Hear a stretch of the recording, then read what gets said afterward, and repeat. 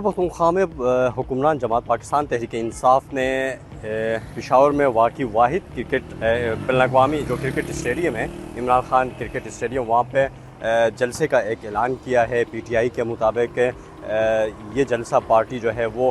5 اگست کو کرنے جا رہی ہے، اور اس میں مرکزی قیادت کے ساتھ ساتھ جو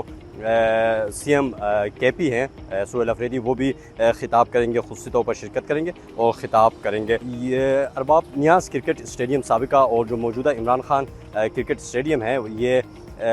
واحد بین الاقوامی اسٹیڈیم ہے۔ یہاں پہ بین الاقوامی مقابلے یہاں پہ ہوئے ہیں، اور اس کے علاوہ جو ہے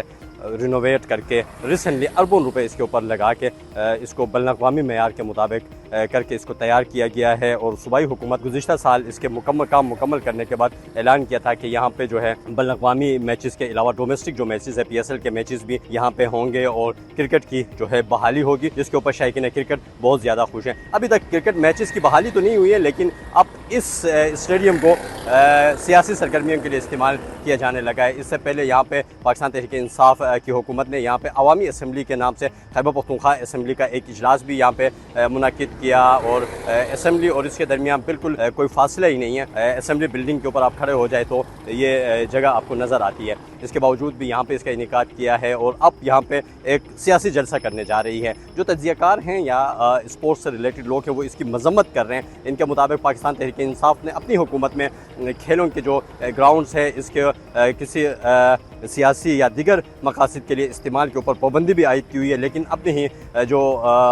پابندی ہے اس کی خلاف ورزی حکومت کر رہی ہے، اور اس کے اوپر ایک روایت قائم ہوگی۔ اس کے بعد اپوزیشن جماعتیں آئیں گی، اور وہ بھی اسی طرح کی ایکٹیویٹیز جائیں گی۔ دوسری جانب ترجمان خیبر پختونخوا حکومت وزیر اطلاعات شفیع جان سے ہم نے رابطہ کیا۔ ان کا کہنا ہے کہ یہ جو انعقاد کرنے جا رہی ہے یہ عوامی مینڈیٹ ہے، اور اس کے ساتھ ساتھ یہ عوامی پبلک پراپرٹی ہے، تو اس کے اوپر عوام لوگوں کا حق ہے، تو اسی بنیاد کے اوپر یہاں پہ جلسہ کیا جا رہا ہے۔ اور انہوں نے یہ کہا ہے کہ اس جلسے کے دوران کسی قسم کی توڑ پھوڑ یا کسی کی